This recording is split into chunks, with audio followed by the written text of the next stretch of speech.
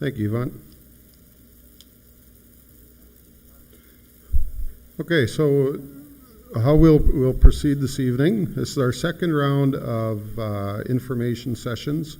Tonight we'll start with the chief, then we'll go to our ratification officer, Joyce Woolhether, and then the lawyer for the settlement agreement, David Knoll, and then the lawyer for the proposed legacy trust agreement, Stephen Pillipow, and then the accountant, our accountant is giving or should be financial advisor, Louis Tapper. So, Chief, if you will.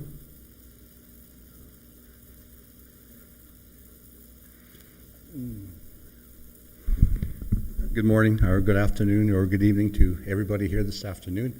I'd like to thank Yvonne for the prayer that she rendered on our behalf, and also to acknowledge, some of the untimely passings of our membership in our community. We've lost two ladies over the past couple of days, so in your prayers, please be cognizant of the families that have lost loved ones.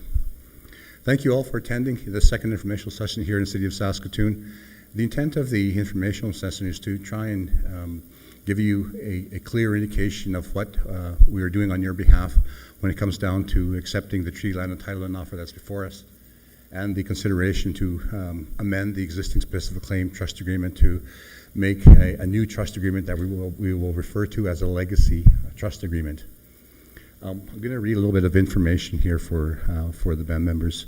The federal government, the province, and Mistawasis all agreed to a settlement offer of $30.596765.20 based on the TLE framework formula. Again, the TLE framework was a framework that was established in 1994. Back then, I think there was 25 signatories to the framework. The price per acre back in those days was $4.24 an acre, and that was probably one of the most challenging aspects of our claim moving forward. As some of you may have known and will know that we've been working on this file for about 20 years, since the early turn of the century. So now today we have an offer that we feel is appropriate to present to the membership for your consideration. Initially, when we looked at some of the first or three offers from Canada, they were very, very, very insignificant in nature, probably less than $3 million, and then it went up, I think, to $5 million. But the biggest stickler was always the price per acre. So when we put together a common table, back then, I think it was back in the early 2010 or sooner, when late Cecil Head was chief of our community, he brought together some other First Nations and they created what they referred to as a common table. Part of that common table process was the inclusion of the Jakakup First Nation, Saskatchewan First Nation, of course, Mistawasis Nehewak, and Big Island Lake First Nation also was part of the common table. So out of that common table, in numbers, we were able to basically convince Canada and the province to look at the price per acre. So the methodology was established with the support of an independent firm out of Medicine Hat, and they basically put together the information with the guidance of the negotiating team and the province and the feds. So as a result, they looked at the most recent 2 or 3 years of the amount of what a price per acre was going for. I think it was 16, 17, and 18, if I'm correct. So what are those years? They did an average price per acre. So the average price per acre turned out to be $1,026 an acre. Still, it was a little more significant than the $224 back in 2000. In 1994. So as a result of that, we felt comfortable in taking this offer and then working with it. So as a result, today we have an offer of $30 million. The plan is to create what we call a legacy agreement. The legacy agreement is a result of us amending the current specific claim trust agreement to allow for the transfer of our specific claim dollars to be put into the current specific claim trust agreement, and as a result of that comes the legacy agreement. The legacy agreement is basically similar in nature to the specific claim agreement, where we do have a minimum amount. The minimum amount in the specific claim trust agreement was $12 million. Today, that minimum amount is $25 million. The added consideration is that the removal of the specific claim development request. In the past, we went through probably, I want to say, 3 or 4 requests from the trust. When we presented the consideration for the membership to consider to support or not, it was always very, very challenging. Challenging in the sense that it didn't really unite the community. It basically divided our community half. So half of the people that were supportive of the request were on this side and half were over here. So as a result, it never really brought the community together, had a further division. So as a result of that, through our deliberation, and we decided to look at doing away with the specific claim development request and look at a standard amount that will come out every year. In this amendment process, we're looking at probably $750,000 that would become available to the band in 2023 moving forward, and that will be basically in the trust agreement in perpetuity. So as a result of that, it opens up more opportunities for community development. Not only within Mistawasis, but in our neighboring cities such as Prince Albert and Saskatoon, working in conjunction with the specific claim trustees. They're mandated to basically buy land and invest our resources. So as a result of that amalgamation, the other cost-saving mechanism is realized now. So instead of having two independent trusts that have the same responsibility of investing our money and securing and buying land, the same process. So we decided to ask for your consideration to amalgamate or amend the current specific claim trust agreement to allow for the transfer of the TLE funds into the new legacy agreement. So as a result of that, if we do not support the process and don't get sufficient numbers, we do not receive the $30 million. If we vote yes, we will receive the $30 million. The legacy trust agreement allows for a per capita of $2,000 for every registered member over 18. Any registered member turning 18 after November 10th will be eligible to receive the same per capita. The legacy trust can never go, like I mentioned, below $25,000. That's a guarantee. If we receive a yes vote, we will direct deposit information or proper updated addresses for check to be mailed. Per capita payment will begin November 30th if everything goes well. So again, thank you for taking your time to come out this evening and get more informed as you decide on whether the current process is something for your family or you to consider. So, but on behalf of the nation, like I say, we're humbly asking for your support to make this new legacy agreement a reality. Because at the end of the day, it's not about the politics of the band. It's not about family groupings. It's not about anything else. It's about the Mistawasis Nahel community for all of our people, regardless of where they reside.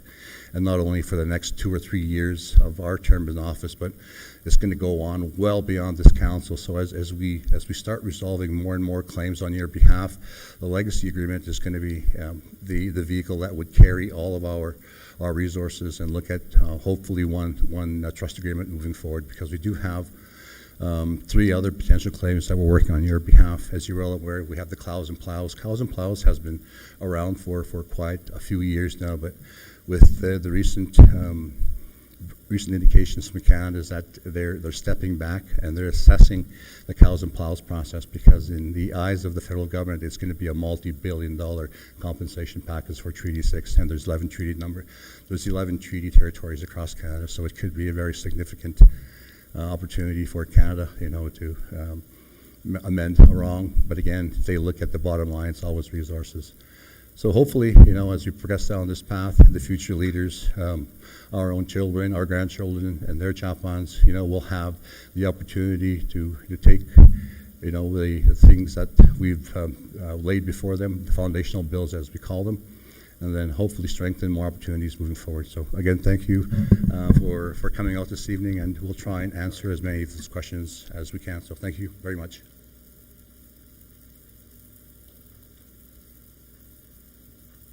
Thank you, Chief. And just, I forgot to mention at the beginning, but we are on YouTube, streaming on YouTube. We had a few technical glitches last time, knock on wood, that everything's working fine so far, and that it carries on. So next on the agenda will be our ratification officer, Joyce Woolhether. Joyce?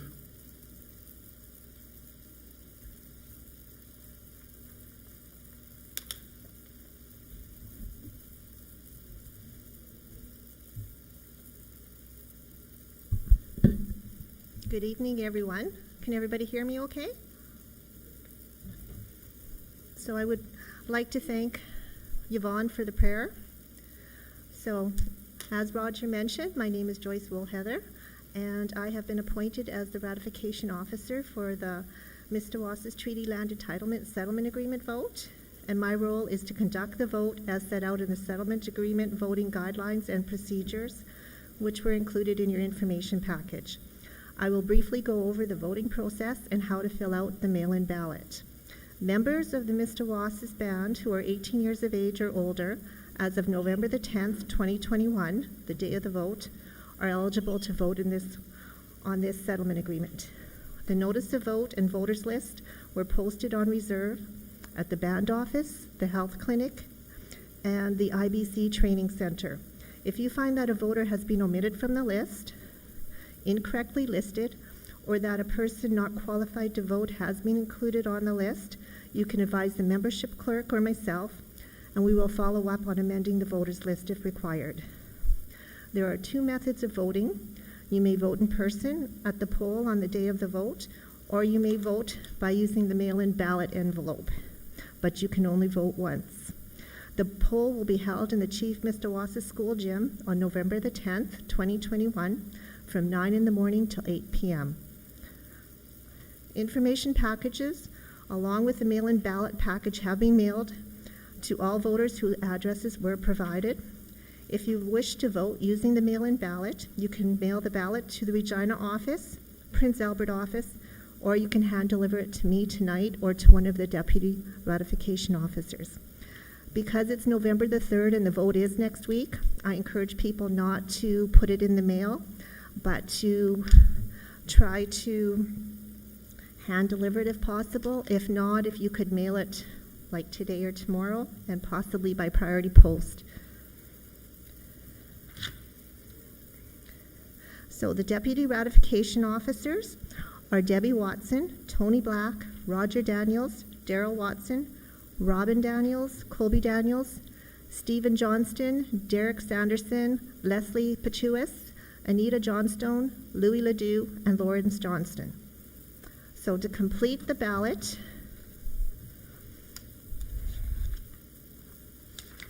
right here, you would mark either in the yes or no box, fold it, and then put it in the ballot declaration envelope. Fill out the envelope, make sure the information is filled out. Please sign it and have your signature witnessed. Then you would put the ballot inside. Please do not mark your initials or any other form of identification of yourself on the ballot. Otherwise, the ballot will be rejected. So all the ballots must be received by myself no later than the close of the poll, which is 8 p.m. on November the 10th. Any ballots received after that time will not be counted. The vote is conducted by secret ballot.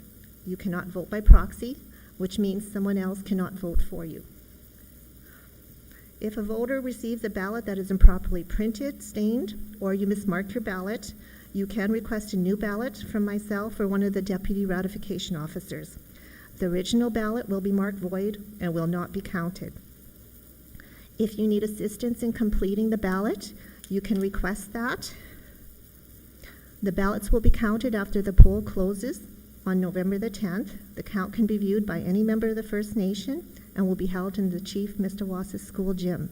COVID measures will be in place. I will open the ballot box, inspect the ballots, and each ballot, other than those rejected or voided, will be shown to those in attendance. Voided ballots are not opened or counted, and rejected ballots cannot be shown as the voter may be identified. A ballot will be considered rejected if the intent of the voter is not clear, so you've marked both the yes and no box, or you have identified yourself. You have either put your initials on the ballot somewhere or your name. A number of individuals will have tally sheets to ensure the count is accurate. A large tally sheet will be placed on the wall so everyone in attendance can see how the count is proceeding. To consider this a yes vote, 50% plus 1 of all eligible voters that appear on the voters list must vote yes. There are approximately 2,100 names on the list, so 1,051 voters must vote yes in order for this vote to be successful. The total number of eligible voters may change if the voters list is updated. If somebody wants to request a review of the vote by the minister, if you believe that there was a contravention of the voting guidelines that may affect the results of the vote, or there was a corrupt practice in connection with the vote, a request for a review of the vote shall be made by forwarding the request to the minister by registered mail addressed to the Assistant Deputy Minister within 7 days after the vote, accompanied by a declaration containing the grounds for requesting the review and any other relevant information, and be signed in the presence of a witness who is at least 18 years of age. So I will be accepting ballots tonight in the completed declaration envelope. If you do not have your package or your ballot with you, I have extra ballots with me. And I will be just outside here. So if you would like to vote, please come and see me. Are there any questions? Thank you.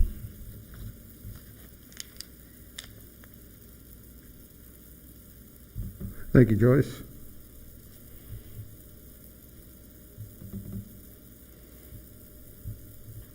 Okay, next up on the agenda will be David Knoll, and he will be talking about the Treaty Land Entitlement Settlement Agreement. Which one do I press? This guy? Okay. Yeah, either, yeah.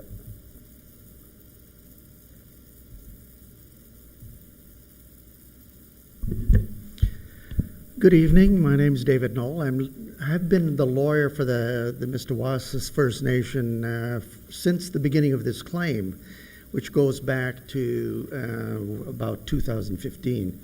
And for any serious negotiation, I was also involved in the common table with the other Treaty Land Entitlement First Nations as well. I want to start by way of a background. I've been told to cut the presentation short. I had tried to keep it to around 20 minutes, so you can keep track of that, if you will. By way of background, there was a First Nation here in Saskatchewan that went to the FSIN back in the 70s, and they indicated that they thought they never got the amount of reserve land that they were entitled to under treaty. They went to the FSIN. FSIN said, we'll conduct some research. They went and got Tyler and Wright, prepared a report, and they identified not just one, they identified 26 First Nations, actually 25 that later became 26 First Nations that didn't receive all the land that they were entitled to under treaty. In '76, based on that report, FSIN tried to negotiate a settlement with both Saskatchewan because of the Natural Resources Transfer Agreement, and there was an obligation on the province to transfer land to help Canada fulfill the treaty obligations. And then, of course, Canada would undertake to set aside these lands with reserve status to fulfill that treaty land entitlement obligation. Well, from '76 into the '80s, there was an effort to settle these 25 claims, and it was proving to be a problem because the province had all sorts of concerns about third-party interests. How are you going to deal with the minerals, mineral interest holders? How are you going to deal with farmers? All this sort of stuff. So it really got bogged down, and we actually ended up going to court to enforce the '76 formula. But before we could ever get into the court action, the FSIN said, let's try a different approach, and Canada said, okay, well, what are we going to do? We had the '76 formula, and what they did is they set up another commission to come up with a different formula and a different approach to settling this issue. Now, this was a bit controversial because the proposal from this other report they came up with what was called an equity formula. In other words, what Canada and the province would do is provide those 25 First Nations with the financial resources for them to go out and purchase this land itself and deal with all these third-party issues. So the Assembly of Entitlement Chiefs from the FSIN in the late 80s spent a lot of time considering whether this was an approach that they wanted to take. Eventually they agreed that they would do this, and they negotiated what they called the 1992 Treaty Land Entitlement Framework Agreement, which really applied to the 25 First Nations. So what you have here is in 1992, in September of 1992, those 26 First Nations entitlement bands, they were called, were paid approximately $500 million, paid out over a 12-year period to acquire up to 1.6 million acres of land. And you might have heard over the years that many of these First Nations not only acquired some land in the rural areas, but acquired some land, entitlement land within urban centers as well. Now, this 1992 framework agreement then set the precedent for about 8 other First Nations in Saskatchewan to settle their claims, because that equity formula opened the door for other First Nations to consider whether they were shortchanged as well, and they ended up settling their claims under the principles of this 1992 TLE framework agreement. I just want to say that as the chief mentioned, you began negotiating at a common table with other TLE bands, Sakamay, Takakoop, and Big Island First Nation. And in 2005, it was the submission that the First Nation made to Canada that was accepted for negotiation, and in March of 2019, Canada made a global settlement offer in the amount of $31,576,975. They were able to demonstrate that in 1878, only 49,280 acres were actually surveyed when there should have been 53,632. And you can thank Lawrence. I don't know where he is. I think he stepped out. But he was the one that brought this to the attention of the FSIN, and then I was able to work a little bit on this, getting it through the system. So you were shortchanged about 4,352 acres of land. So with this global settlement offer that Canada made of $31 million, there was also about $1.2 million dollars provided to deal with the land acquisition, ratification, negotiation, and some additional costs. Now, this is going to be cost shared between Canada and Saskatchewan. So Saskatchewan's portion of this is $9,106,280. Canada's portion of the settlement is $22,470,695. The First Nation accepted this offer and agreed to negotiate under the principles of the 1992 Framework Agreement. Now, one of the first conditions that Canada said, okay, we're going to give you all this money, and the province is contributing their portion, but the first thing you have to do is get this shortfall acres. That's the 4,352 acres. Not just the surface, but the subsurface, and you have to deal with the third-party interest before you can use the money for anything else. So the commitment of the First Nation is, once the money from Canada and the province is deposited into the Legacy Trust account, is to try and acquire the 4,352 acres and make sure you have the subsurface and deal with all these third-party interests. Because Canada says that's our legal obligation to provide.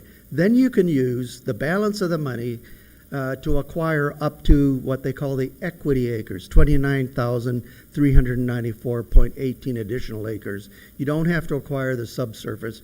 You can just acquire the surface acres. I've got the compensation kind of broken down here. The equity payment of $30 million, the mineral payment that Canada's providing is $195,840. You got the land acquisition costs, negotiating costs, ratification, and additional costs as well. Now, Canada said that they will make their payments once there's a successful yes vote, and Canada, the province ratifies it, and Canada ratifies the agreement. Canada will deposit within 45 days their portion of the payment into the legacy trust account, and Saskatchewan, as soon as the vote is, as soon as there's an execution by Canada, Saskatchewan will make its payment to Canada, its portion of the payment, to Canada within 45 days, and then Canada has 45 days after that to deposit it into the trust account. There are a bunch of schedules attached to the settlement agreement, mineral revenue sources, so that those that are going to be responsible for acquiring the land, if there's going to be a mineral, having to purchase the minerals, especially for the shortfall acres, the mineral revenues, there's a list of all the minerals that you might have to deal with. There's an agreement between Canada and Saskatchewan to amend the Natural Resources Transfer Agreement to provide the opportunity for the province to transfer, instead of land, make a financial contribution to Canada. So the Natural Resources Transfer Agreement had to be an amendment. Then there are the ratification vote guidelines and procedures, which you just had Joyce present that to you. I don't have to go into detail about that. I have to provide a certificate of independent legal advice that I explained the settlement agreement and answered any questions you have. Stephen is going to have to sign an independent legal advice certificate on the trust agreement.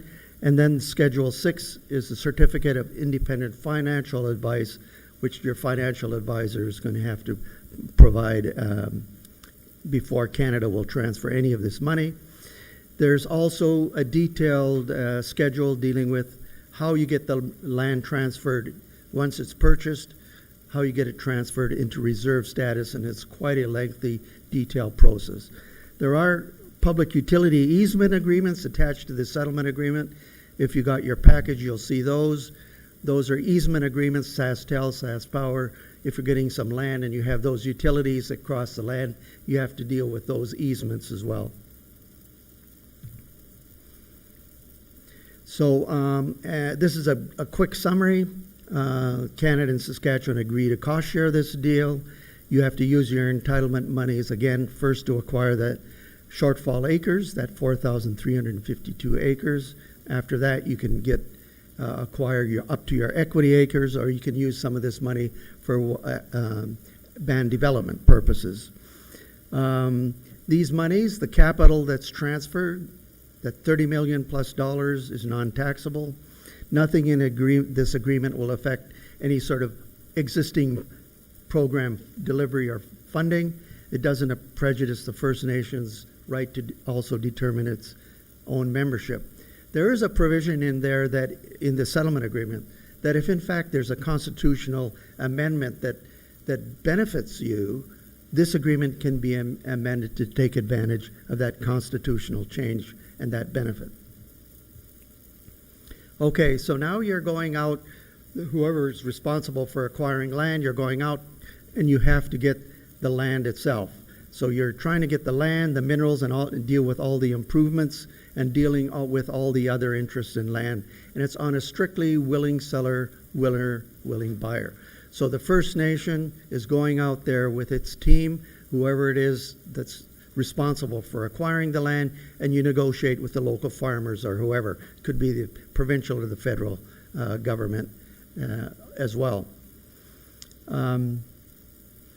Canada wants to make sure that you use the money first to get your shortfall acres. So you can't go running to Saskatoon or PA or Regina and try and get some land there and use up all the money and only achieve, a couple acres of land, urban land, and use up all the money. Canada wants to make sure that there's always an upper limit to ensure that that upper limit provides the opportunity to get those 4,000 plus acres of land, shortfall acres first. All the land that you acquire has to be acquired in Saskatchewan. You can't go into Manitoba or Alberta to get the entitlement acres.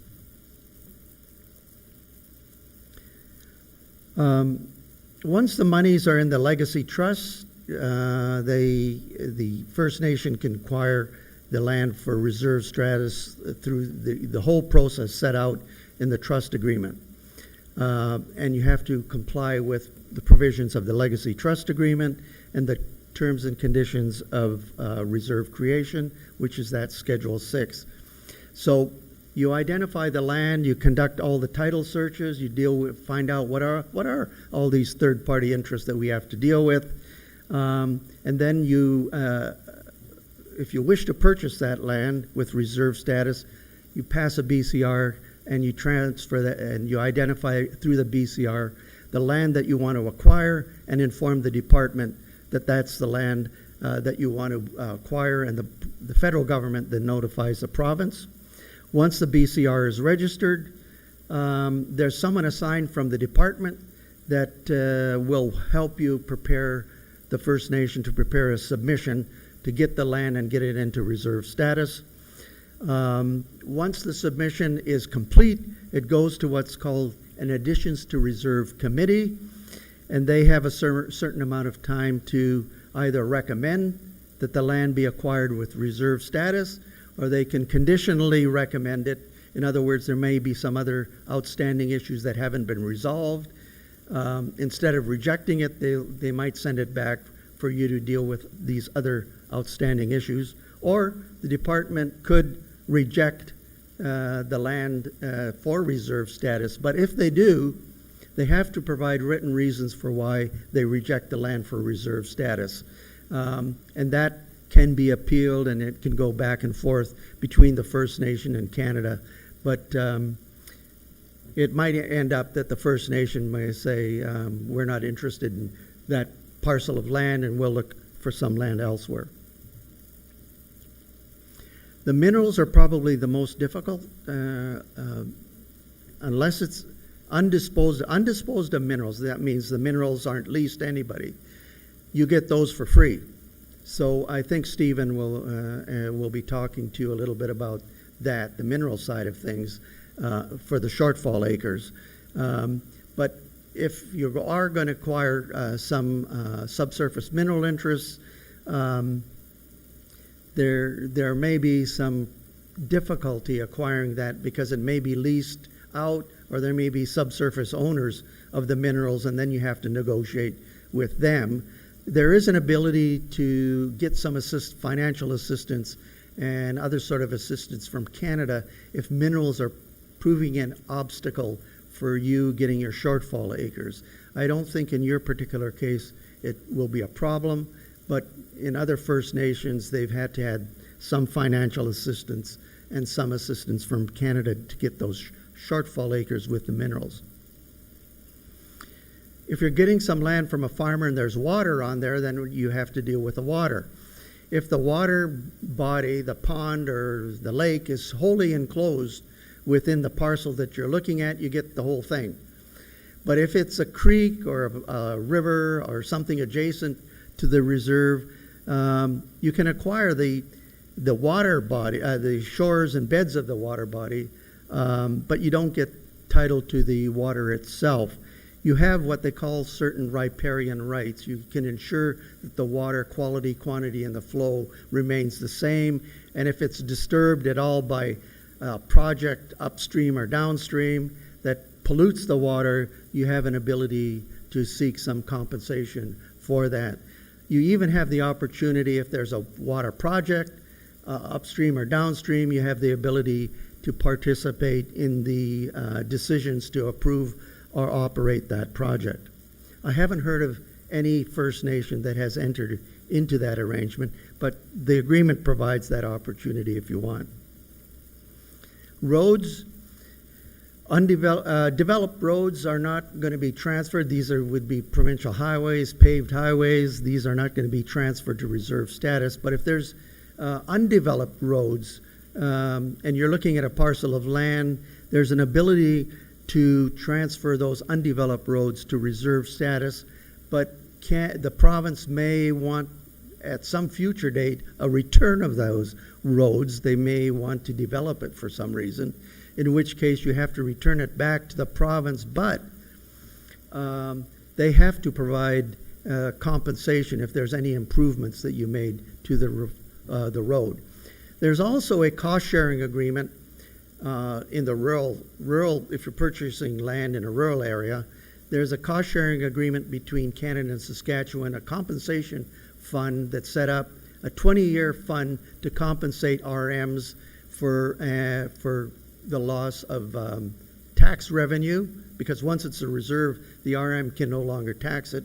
And the school tax, there's some compensation for school divisions as well, because they can't generate revenue for the schools. So they are receiving some compensation for any reserve land that's acquired in the rural areas where they lose some tax for schools and other purposes. But that fund can't be used as an excuse for the RM not to maintain the roads. They still have an obligation if the road even goes through the First Nations reserve. They have that fund is there to ensure that they still operate that road and make sure it's maintained, unless the First Nation wants to do it themselves.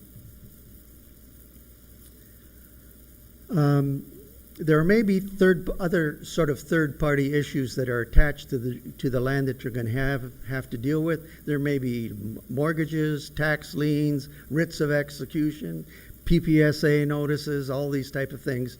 You have to make sure that those are all dealt with before Canada will transfer the land to reserve status.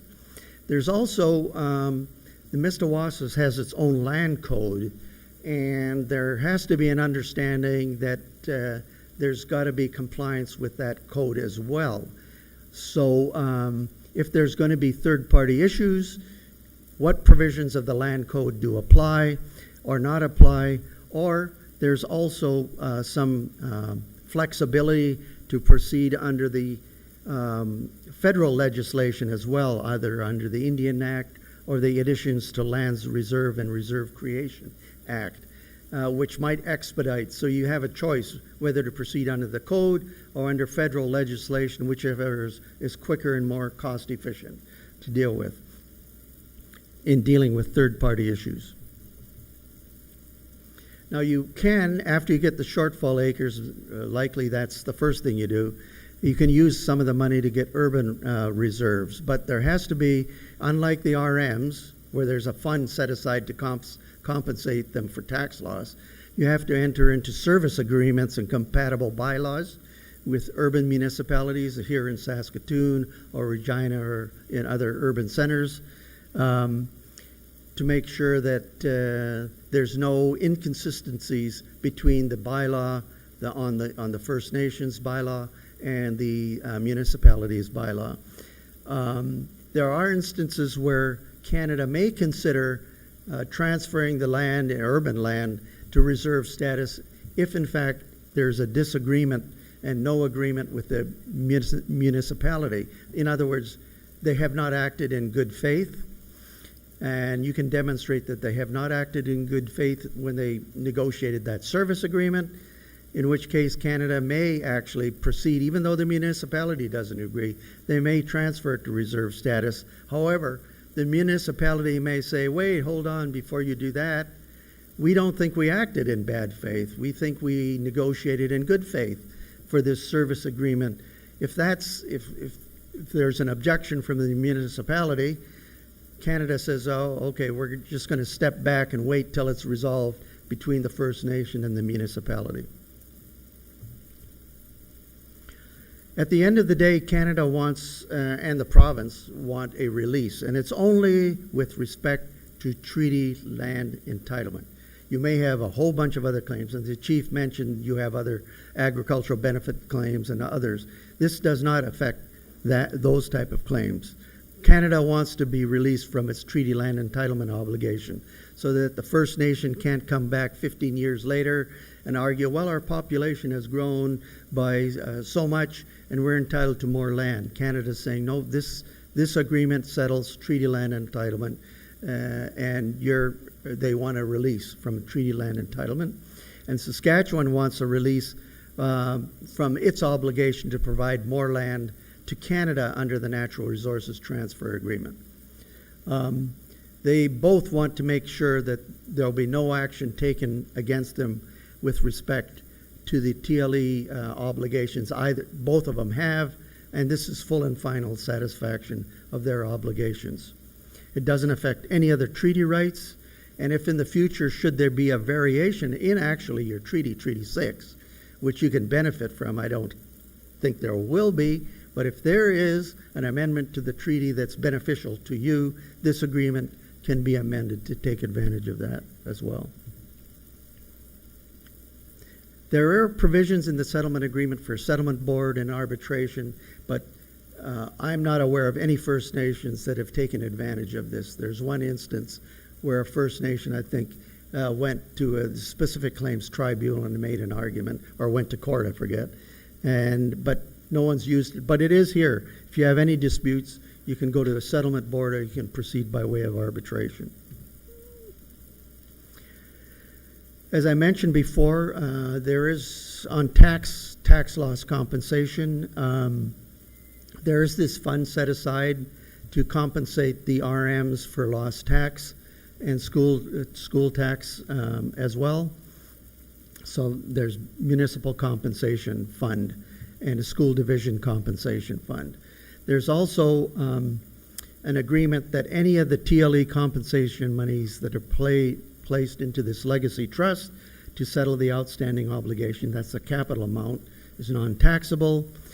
There's a GST remission order to make sure that there's no GST that will be attached to the purchase of TLE land, minerals, or improvements.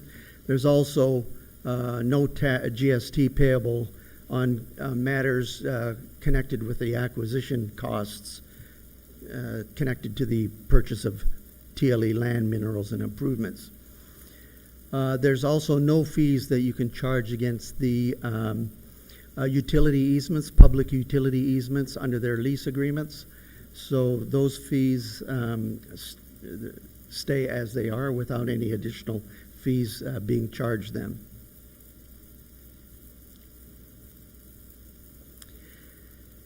I won't spend much time on this. This is the final point I want to make, the ratification of the votes. There has to be an absolute majority voting, 50% plus one, approving this settlement agreement and the trust agreement, the legacy trust, including the amendment that took place. And Stephen will be talking more about this. But there is an opportunity, if you don't reach the amount, there's an opportunity for a second vote. In that case, the First Nation will have to go back and figure out, well, what did the membership not approve? And what adjustments do we need to make either to the settlement agreement or the trust agreement itself? So I encourage all members to come out and vote and make sure that you get over the threshold of 50% plus one. I'm not sure what it is. I think it's about 1,100 yes votes. Huh? 1,051 have to vote in favor of this. So are there any questions? That's the end of my presentation.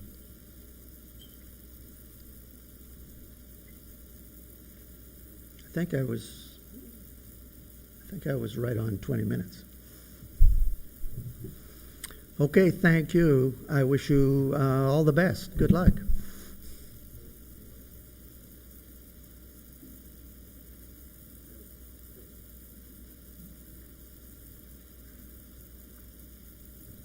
All right, thank you, David. Now, a little bit of housekeeping here. I'll just inform that there will be a draw made around the 15th of November. Everyone that cast their ballot, their names will be put into the draw. Not sure what it's for. A new car? I'm not sure but another little bit of an incentive, I guess, to get out there and participate in the vote. You want to? Yeah. Okay, the chief has a couple comments here to make. Thanks, Roger. At the last informational sessions, there was a couple of key questions that were asked for clarification purposes, so I'll respond to those questions from the last go-round. One of the questions that was asked, if this offer is going to impede or impact our social development members that are currently on SA or living on assistance in the community. We spoke to ISC. ISC indicated to us that they have married the two programs, the social development program that ISC runs in the First Nation, as well as from the provincial standpoint, they've basically blended the two programs. So as a result of that, Minister Carr, we had reached out to her asking her for a consideration for an exemption. At this point in time, they do recognize exemptions through a specific claim or TLE settlement offer. The current exemption is up to $15,000.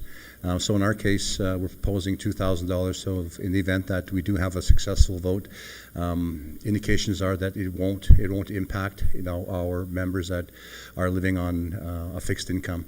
The other point that was raised was the notion of the time frame with respect to acquire lands under the specific claim TLE agreement. I think 2026 is the 25-year anniversary of our specific claim agreement. We reached out to to ISC and headquarters. They still haven't responded back to us, but I'm positive that we will get a positive response back, I guess, with respect to the extension of the time frame that we've requested on your behalf. So those are the two updates. Thank you very much.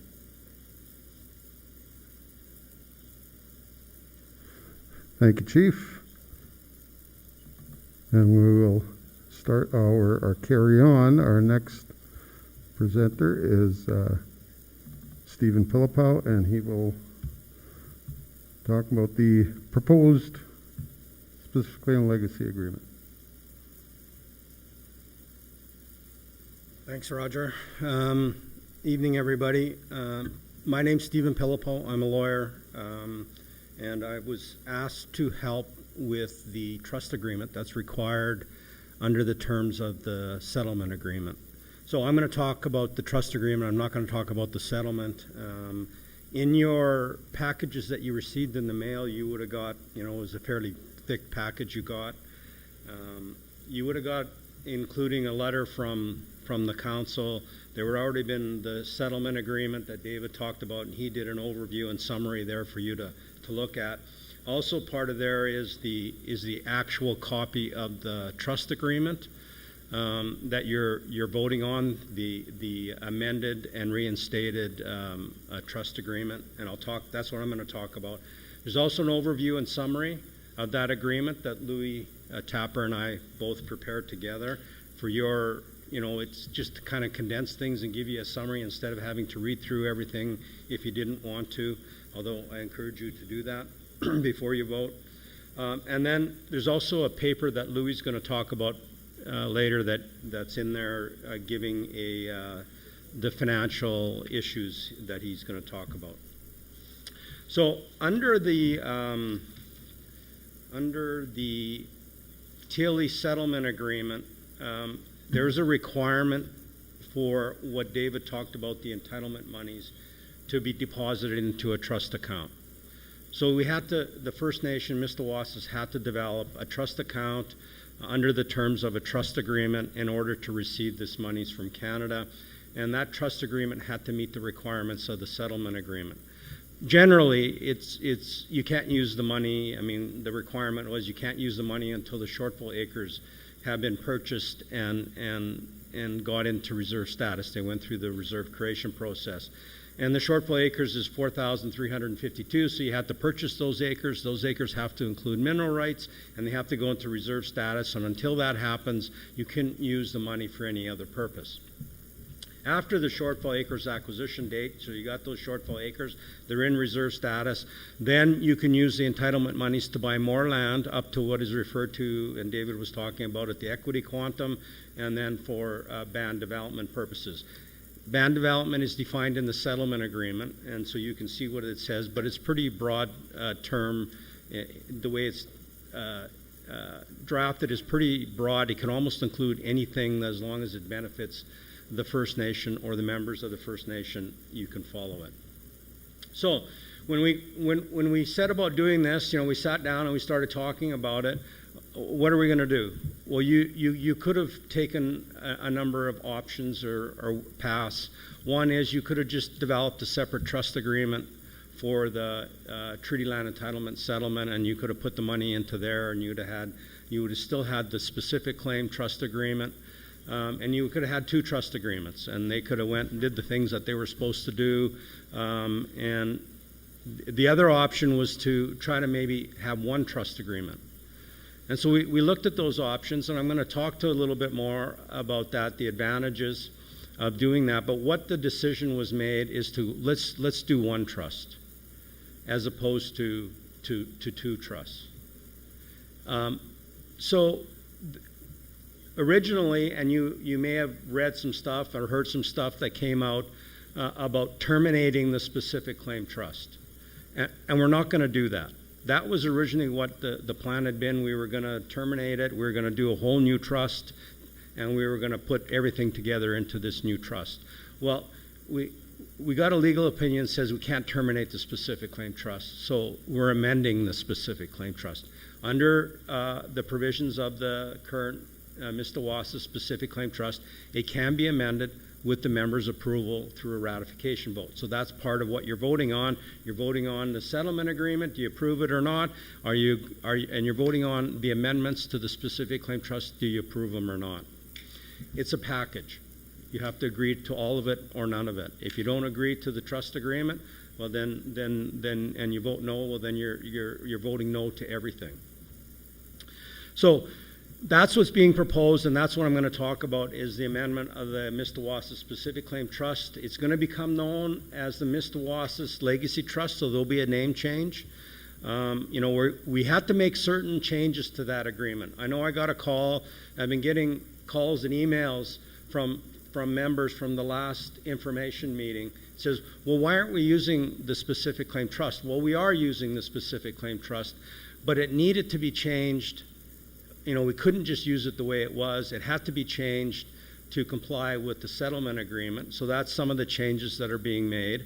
And then there's just some other changes that when we were going through the process and talking about it, the people that were at the table, the council, the trustees, and the committee members said, let's change some of the stuff. Some of it was at my suggestion, just because of my experience. And your specific claim trust is 20 years old.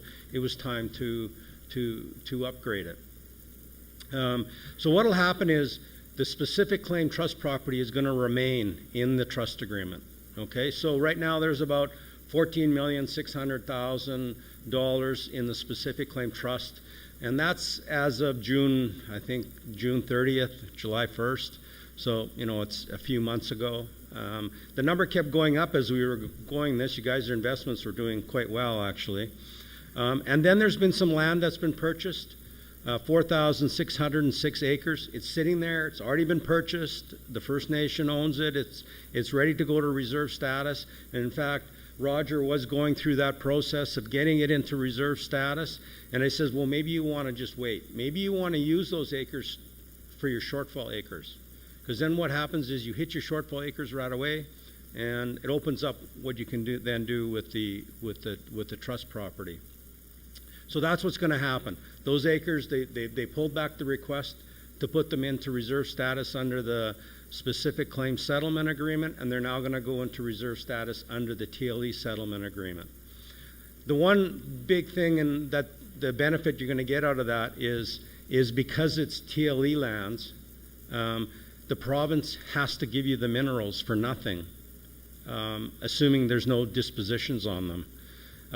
That's one thing that'll have to be looked at. But under your specific claim trust, if you were to purchase, you would have to purchase the minerals to get them. And the province sets the price, and if you sit down and talk with Roger, you know, they'll set a big price, like $1,000 an acre, like the same amount of money that the land is worth. So it can be costly to get those minerals, and now this advantage, they will hopefully, most of them will come for nothing. And then the entitlement monies are going to go into that trust account as well. They'll be contributed to the trust by the First Nation. Canada will deposit it directly into that account. The entitlement monies, David had this up and he went through this with you, but I just wanted to highlight, and you can see it in red up there, the additional costs. After Canada had made their offer to settle, Mistawasis went back and said, but we need a little bit more money to help pay for this process. And Canada agreed to pay another $142,500, but it says we're not going to pay it directly to you. We're going to deposit it into the trust account with the rest of the entitlement monies. It'll just get lumped together, but that doesn't help Mistawasis right now. And I just highlight that for you because there's a provision that will allow that money to come out right away, so that Mistawasis has it to pay for the costs of going through this process. So, as I talked, one trust, and what are the benefits? And I did have a question at one of the meetings, the first round of meetings was, well, what are the disadvantages? And you know, I don't see any disadvantages of you guys going this way. I think there's only advantages to you. So the first one, when we looked at, is cost savings. When Louis Tapper, because he works on the audit of the specific claim trust, or he's worked on the audit, and he sat down and he thought, you know, if we have one trust as opposed to two, there will probably be cost savings of about $150,000 a year because you don't have to run two separate trusts. So over a 25-year period, we just picked a 25-year period. That's $3,750,000 in savings. But if that money just stayed in the trust and it was invested, and we're expecting a 7% return, over that 25-year period, that's $10 million extra for the trust, just like that, just because you're having one trust as opposed to two. The one big thing that I've learned over my time doing this, and I've drafted a lot of trust agreements and I've helped other communities go through and administer these trust agreements, is investment returns. And it can be done better. You know, when your trust agreement was drafted 20 years ago, well, this is what we thought was the way to do it. Well, as it turns out, not quite. You're almost there, but you're not quite. So we need, in my view, it needed to be upgraded and dealt a little better so that you could get better rate of return. So right now the trust is getting about 5% on average, and I think we can get it more. You should be able to get it into the 7% range. And if you run that 2% difference over 25 years on the full amount of the money that'll be in there, about $35 million at the end, you're going to make an additional $25 million. So it's important that you get the investment part right, and so we spent time on that. And as I say, just from my experience of going through and working with other First Nations, we made little tweaks to the investment part of it to make sure that you can capture that additional return. Now, 20 years is a long time. Things change, and so we're just updating the trust to some of the current standards that are out there now. Purchasing land, you know, with one trust, you got one group of trustees. With two trusts, you got two group of trustees, and who knows what confusion that can lead to in terms of purchasing land, because both mandates are purchasing land. So it becomes less confusion and more efficiency in your land purchase program to have one group doing the land purchase as opposed to two. And then these distributions to the members that has been talked about, you could have gotten a distribution. You could have taken some of the entitlement monies. Canada would have allowed some of them to be used, up to $1,250,000. But that isn't going to give you the payment that you're going to be looking at under these proposed amendments. You would be looking at a quarter of the amount under the entitlement. So if we didn't do this, you would have got a far less distribution. So I'm just going to run through what are the amendments that are being proposed. So the structure of the trust isn't going to change. It's still going to remain the same. It's still going to have 3 parties: the First Nation, represented by the council. There are going to be 5 individual band members as trustees, and they'll change as you go through the years and through the process. The initial ones are listed there, so you can see it's really the current trustees. They're just going to continue on. And then the institution. So they'll still be there. It was changed. The institution was CIBC. Originally it was Peace Hills Trust. Then it went to CIBC, and now it just got moved to Royal Trust, and Royal Trust will continue as the institution. And they'll work with the trustees and the council to make sure that the terms of the trust agreement are being followed. They're really there as a safekeeper, a gatekeeper, call them what you want, a protector. Their job is to make sure that the trustees follow the trust agreement, and no money would be spent by the trustees except in accordance with the terms of the trust agreement. So you, as beneficiaries, members, you'll have that comfort to know that what is being said to you, what is in black and white, will happen, okay? There's still 3 parts to the agreement, and I'll quickly run through those. The name of the trust, as I said, is going to change to the Mistawasis Legacy Trust. We made certain changes, a few of them to comply with the terms of the TLE settlement agreement, and basically the requirement for the shortfall acres to be purchased and set apart as an entitlement reserve before entitlement monies can be used for any other purposes. Annual payment, and the chief talked about this. This is a big change that is being proposed. So what would happen is once a year there would be payment made to the First Nation. It would begin in 2023. For the first 4 years, 2023 to 2026, it would be $750,000 per year.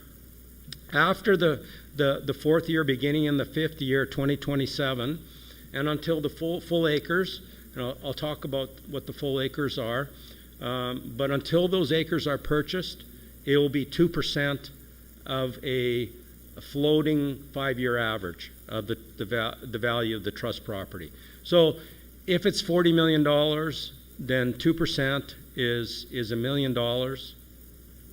That's what would come out to the First Nation, and then it'll change as the amount of the trust property changes. Hopefully it's growing over time, which is the intent, and then that annual payment would also grow because 2% of a bigger amount is going to be a bigger amount.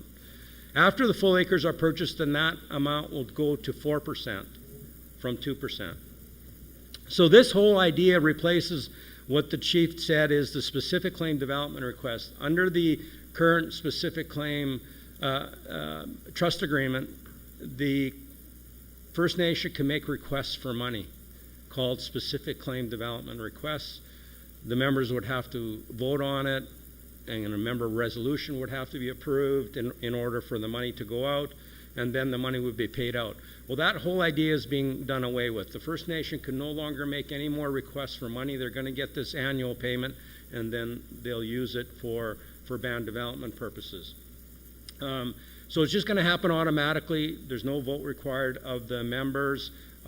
It is more efficient and cost-friendly. It goes into what is referred to as a revenue account. I'll talk a little bit about that. And then the First Nation would be able to access those funds through that revenue account. Full acres. So it's still going to be a priority. Like the specific claim was set up, the specific claim trust was set up in such a way that there was a requirement and a priority for the trustees to purchase the land that had been taken from the reserve in 1911 and 1917. So that'll continue, but we're in addition now, we're adding on to that the entitlement quantum. So what's left to be purchased under the specific claim acres is about 9,465.15 acres. The equity quantum, 29,394.18, and you add those together, and that becomes the 38,859.33. That's what is referred to as the full acres. That's still an obligation of the trustees. They have to purchase that land. It may take some time, just like it's going on now. I mean, they've been buying land, getting it into reserve status, and that'll just continue. It just means they have more money and more land to purchase. The investment provisions are being amended, and they're in Article 7. I said most of them are just minor tweaks because that's all we needed to do. The biggest requirement, the biggest change is this requirement to have an investment consultant. They have to retain an investment consultant. There's a specific definition and it's specific people. It's called Chartered Financial Analyst designation. Very smart people. They know what they're doing, and these are the people you want to use when you go to, help me invest my money. and they will, and they work, because I've seen it work, and they're very good at what they do, and it will help. That's how you're going to really get that additional return on the money, is by using somebody like this. Yeah, it's going to cost you some money. It's going to cost you $20,000 to $25,000 a year, but they're going to make $25 million. I think you can see the benefit there real quickly. We're changing the definition of investment manager. We're limiting who the trustees can use to invest the money, and these are the kind of people that, if I had this kind of money, that's who I would want to use to invest my money. These are the people that deal with the big pension funds. They invest hundreds of millions, billions of dollars, and so they know what they're doing. We also changed Schedule B, which is the authorized investments. We changed it to a prudent investor standard, so there's no limitations on what the trustees can do. They're going to rely on the investment consultant. They're going to develop an investment policy, and then that investment policy will control the investment manager in how they invest the money. Minimum amount, this is being changed. There's still going to be a requirement for a certain amount to always remain in the trust account. It can't go below $25 million. There are a couple exceptions to that, but generally it can't go below $25 million. It's not going to change. It's not going to be like right now in the specific claim trust. It's kind of a formula-based amount, and it keeps changing every year depending on how much money is being earned. And it is sometimes difficult to calculate and difficult to operate under. So the decision was made, let's just set it at a certain amount. So it'll never go below that amount. And so you always have the comfort of knowing there'll be at least 25 million in there. But Louis is going to come up here in a little while, and he's going to tell you, if you run the way that is planned to run, you'll see what will happen with the money. It's going to increase. So these distributions, per capita distributions to the members, we had to make changes to the specific claim trust to allow these, because right now the specific claim trust says you can't use any of the trust property to make per capita distributions, so we had to amend those provisions. So there's two distributions that are being contemplated. First of all, every member who is 18 years of age or older on the date of the ratification, so November 10th, if it is ratified on November 10th, every member who is 18 years of age and over will get a payment of $2,000 each. That amount was calculated to come to about $4.5 million was required. Could be a little bit less, could be a little bit more. Any money that's left over will then can be used for the First Nation for band development out of that $5 million. There's also what is being proposed is what is called a future distribution. So $2,000 to every member when they turn 18.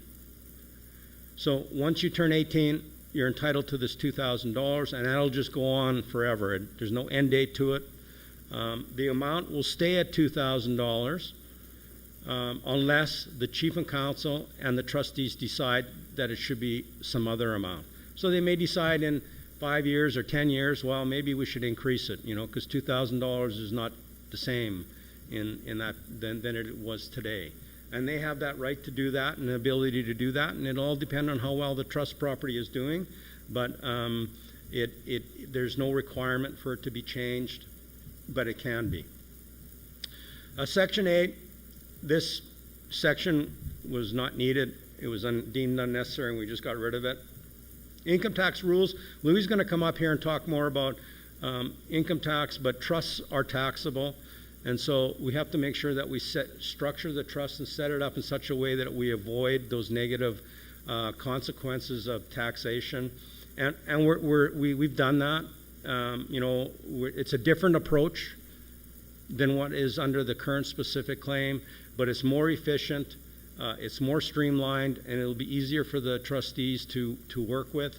But the goal is still remain never to pay any money to Canada in tax, okay? That's your money, and we want to make sure that it all stays with you. Trustees. So as I said, you're going to have individual members as trustees.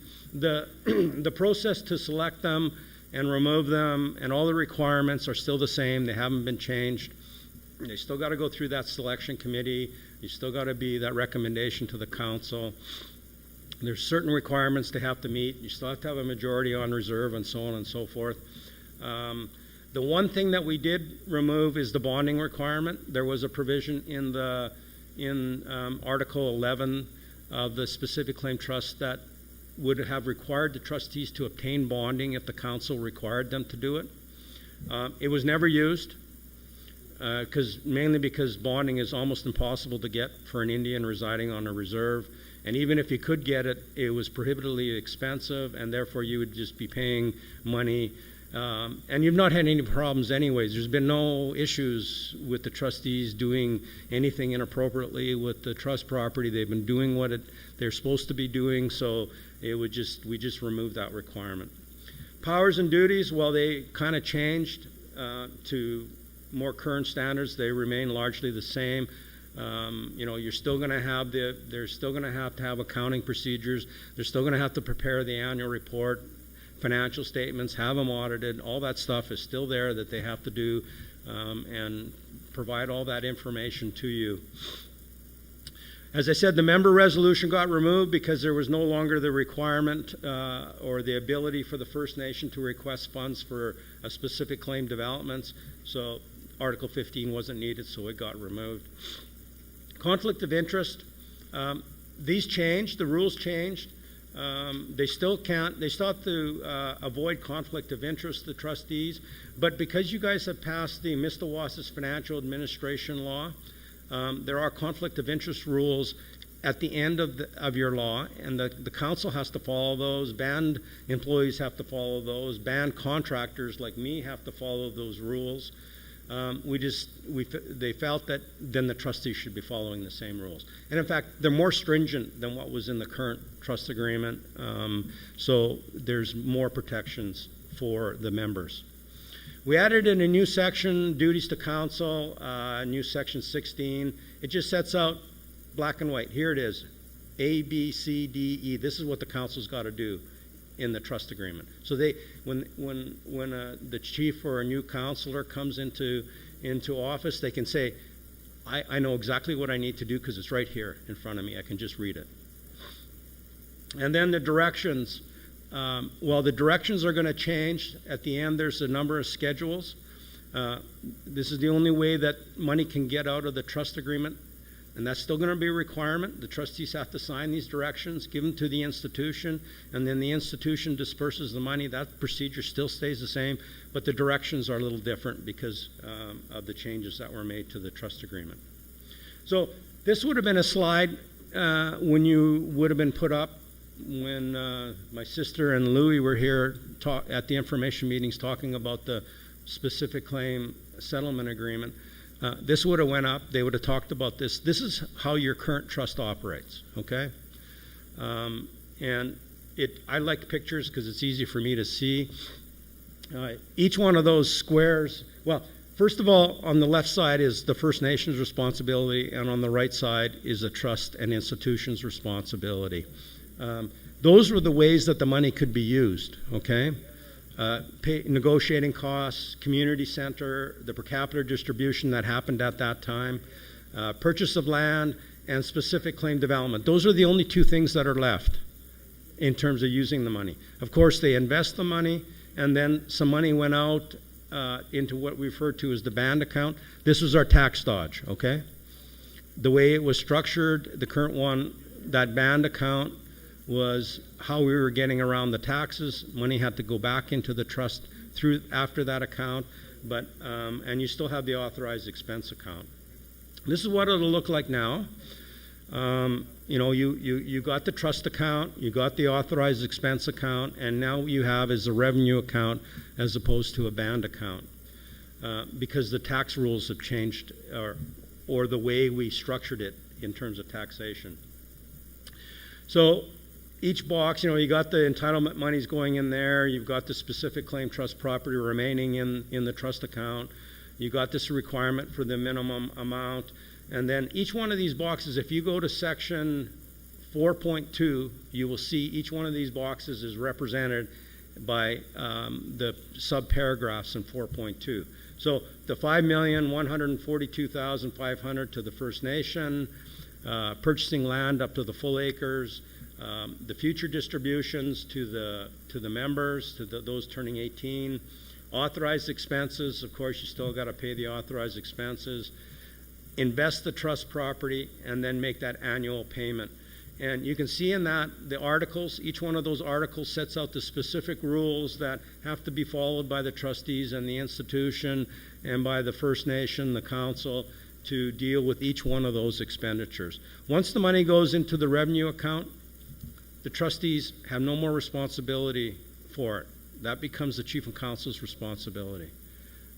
So how that money is spent, it can be spent on land purchases and band development, but it's up to the council, it's not up to the trustees. So if you have issues with that, you know, as they're spending the money, then go to the council, don't go to the trustees. They do not have responsibility for those expenditures. So now I'm going to go through this quickly because I tend to, this part gets repetitive, and but what this does is I'm just going to go through the trust agreement quickly, section by section. So the first section deals with definitions. There's 69 defined terms. They're identified in the agreement and the schedules as capitalized words and phrases. So if you see something's capitalized, go back and see how it's defined, because then you'll know what is being meant by that when you read through it, okay? So you can just see all the different definitions that are in there. There's 7 schedules. There's the undertaking of trustees. So this is what the trustees have to sign in order to be a trustee. You know, they have to agree to do certain things, and until they sign, they cannot be a trustee until they sign this. Schedule B is the authorized investments. Schedule C, D, E, F, and G are just these directions that the trustees have to sign in order to move money from the trust account for the various purposes. Section 3 just deals with the creation of the trust. Section 4, which is the most important article or section in the trust agreement, deals with how the money can be used, okay? So, you know, how it can be used and also how it can't be used. So 4.2 is the important one. You know, this sets out, I went through each one of those boxes. This sets out each one of those boxes, how the money can be used. You know, the first one is transferred to the First Nation of that $5,142,500. This is where that $142,500 that I pointed out before, this is how it's coming back out to the First Nation. So it'll go into the trust, but then it's going to be able to come out, and the First Nation can get that money back so that they can use it to reimburse themselves for the costs of going through this process. Then there's the $4.5 million for the per capita distribution, and then whatever's left over, approximately $500,000 for band development. The future distributions, the purchase of land, the investment, the annual payment, and then the payment of authorized expenses. And then it deals with the authorized expense account. So it's a trust account. Once money goes into that trust account, or into that authorized expense account, it can only be used to pay authorized expenses. There's a definition of what authorized expenses are, and there's a whole process, budgeting process. If you look to Article 10, this is how we're controlling the trustees' spending, okay? Is through that mechanism. 4.4 prohibits, sets out what the money can't be used for. Can't borrow it, can't lend it, can't release it, can't use it to secure loans, can't make any further per capita distributions, so they can't, they can't go and secure a loan of the First Nation in any way. That wouldn't be allowed. And then, as I said, once the money is dispersed by the trustees to the First Nation, then it becomes the council's responsibility. It's not the trustees' responsibility. Article 5 just sets out the rules for that transfer of the money, that $5,142,000, as well as the future distributions.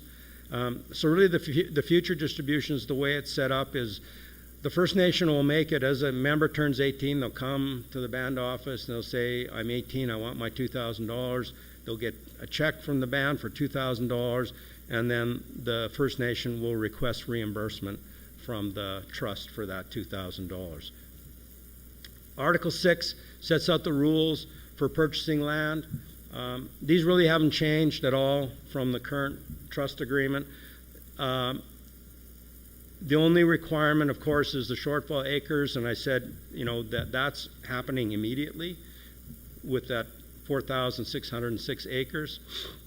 The one difference here is because you got two settlement agreements, as part of the written recommendation that comes from the trustees to the council to purchase land will be, well, we think this should be set aside as a reserve under the TLE agreement or under the specific claim settlement agreement. And there are differences, and there are certain advantages and disadvantages of picking one over the other, and they'll just have to look at it. But generally, the biggest advantage is in urban areas. You would want to use your specific claim settlement agreement because you don't have to compensate the school division for their tax loss like you do in the TLE agreement, and that can add up to hundreds of thousands of dollars real quick, and you don't have to worry about it. It's just not a requirement.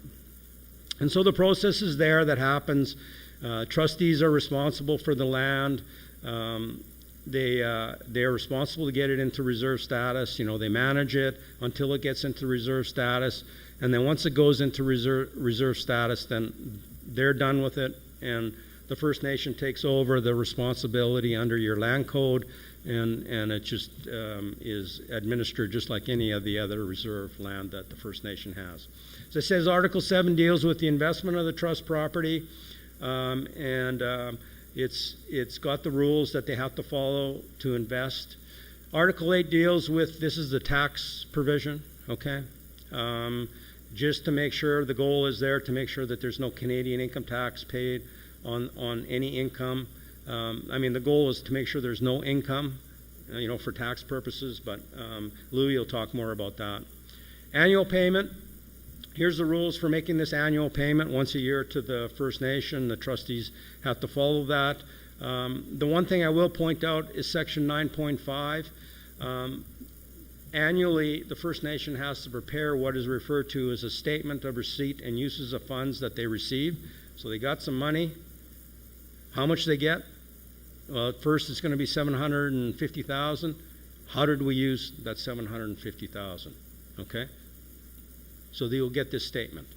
That statement doesn't have to be audited, but it will end up being audited as part of the First Nation audit because it's just another account that will fall under your financial administration law. And that has to be posted on the web page, that statement, and it has to be provided to any member on request. Article 10 deals with the authorized expenses and just sets out the rules for what they go through. As I said, the trustees do a budget, they give it to the council, they go through it, the council either approves it or not. If they approve it, then that money gets transferred into the authorized expense account from the trust account, and then the trustees use that to pay for their operating expenses. We did put limits. This is new. That amount, except for extraordinary circumstances, cannot be more than 1.5% of the market value of the trust property from the previous December. So there's a cap on how much they can spend. Trustees, I said, this deals with who can be a trustee and how you become a trustee and how they're replaced, and those rules haven't changed. The only thing that's going to change is the terms. We're going to reset the terms. Right now, the terms, I think, are ending in the spring. They're going to now end in the fall.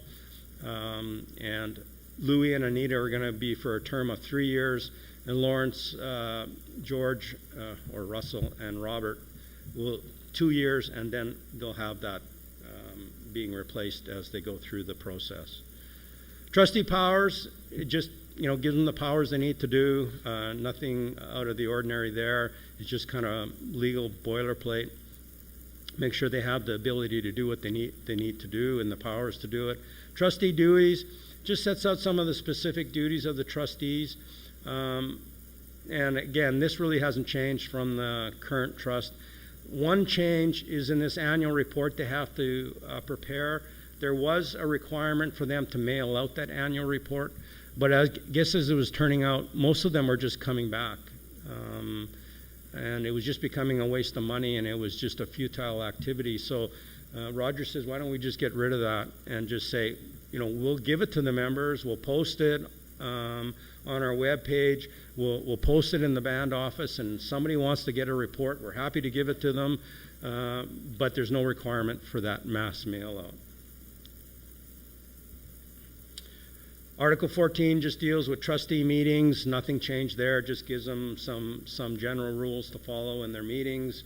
Conflict of interest we talked about, and Article 16, the duties of council, we talked about.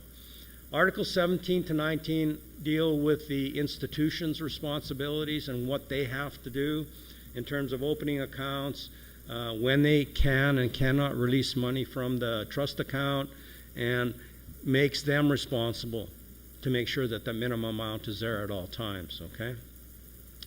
And then sets out what documents for various uses have to be given to the institution in order to release money, whether it's band council resolutions or what is referred to as council resolutions, approved budgets, certificates, directions, and whatnot. And then Article 19 just has some miscellaneous provisions for the trustees and the institution, for the institution, to give them some guidance and some protection. And then 20 is you can replace the institution, or they can resign. And, it's happened in the past. You're now in your third institution. And that can happen again. You don't like Royal Trust, they're not doing their job, then you can get rid of them. And there's a process to follow to do that. Part 3 is further assurances and amendments. Amendments 22. The agreement can be amended.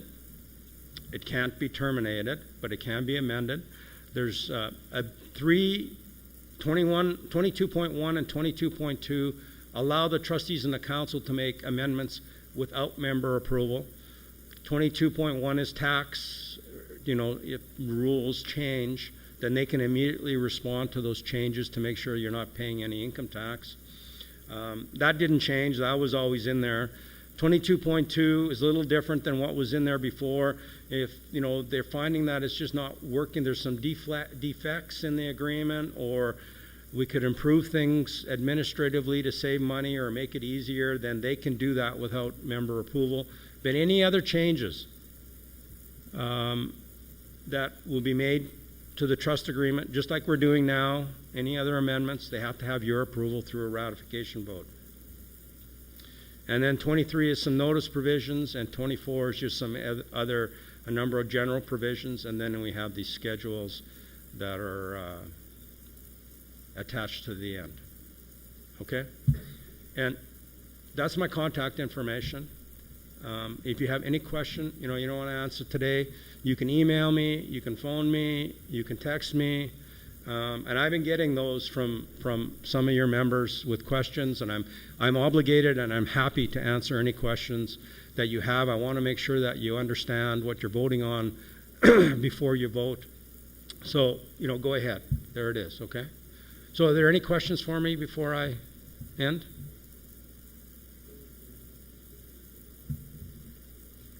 Thanks.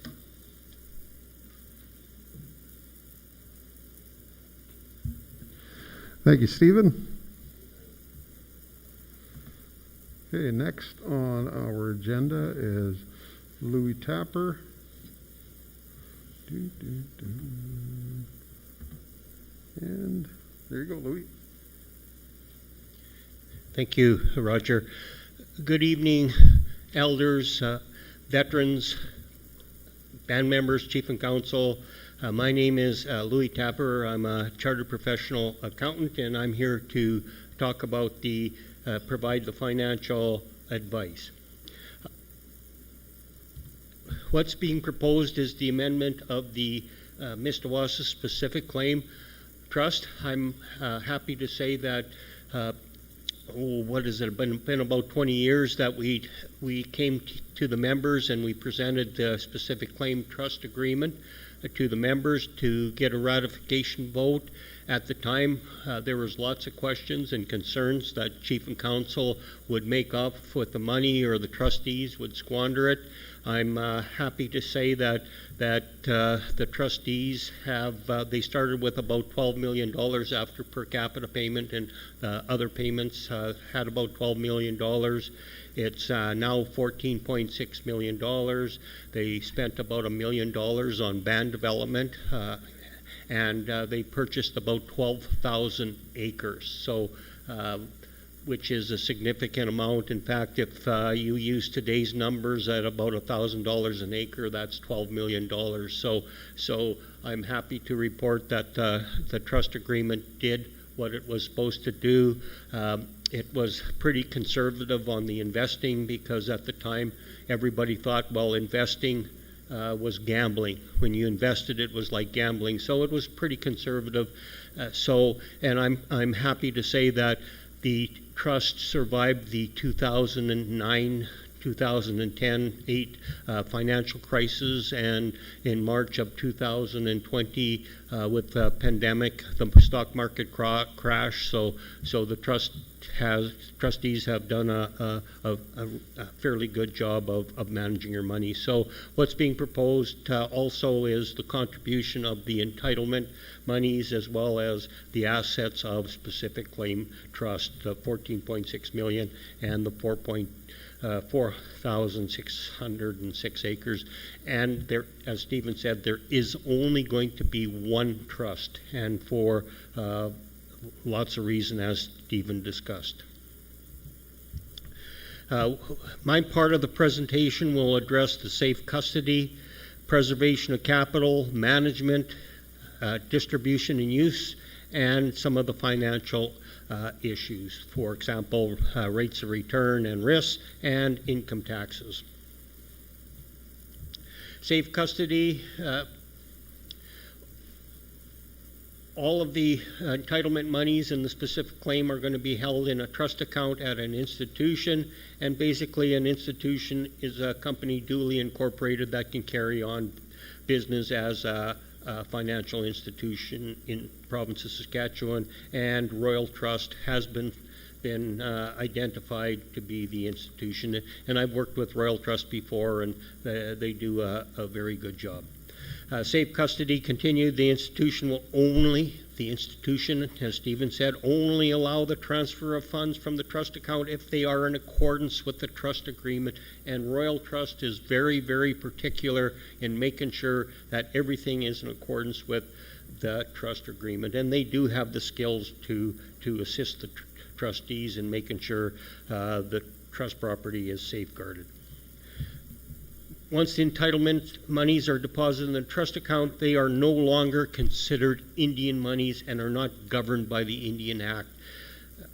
So Canada has no more responsibility for these funds. It's the trustees. The assets of the specific claim trust are also not considered Indian monies, and Canada has no responsibility. One area that could impact the preservation of capital is authorized investments. So this is a significant area in the trust agreement, and the trust agreement states that the trustees, with the assistance of the investment consultant, must develop an investment policy. And it's a statement that details how the assets of the trust are going to be invested. it determines the type of the investments. The investment, and they have to have an investment consultant, and they are very skilled chartered financial analyst designation, and they have great skills, and they're very professional.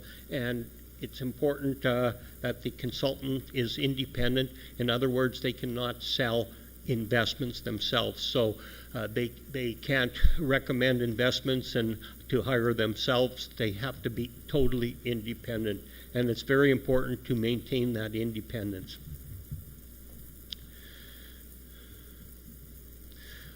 So until the investment policy has been developed, the trust can only invest in very safe, secure investments like bonds and government securities, so very safe investments. But unfortunately, they provide a very low rate of return, So that's the purpose of developing an investment policy, so now they can invest in equities and other appropriate investments for the trust. And again, I'm going to repeat it. The investment consultant has to be independent, and you're going to use the investment consultant to help you select the investment managers as well as evaluating. It's important to evaluate the managers. Same with the trust company or the institution. You need to evaluate them on a regular basis, and if they're not doing their job, you need to replace them. George & Bell has been identified as the consulting firm. They're out of Vancouver. I've seen them present to other First Nations, and sometimes First Nations says, well, what do we need an investment consultant? But after they hear what they have to say, a lot of times the nations will say, yes, we like what they're talking about. They talk about other alternative investments, and they think outside the box, but always remembering that the risk has to be appropriate for the return, and they examine what the trust is all about, and they evaluate that, and they set the parameters and the risk accordingly. The trust has a minimum amount, which is $25 million, and that's based on the cost of the investments.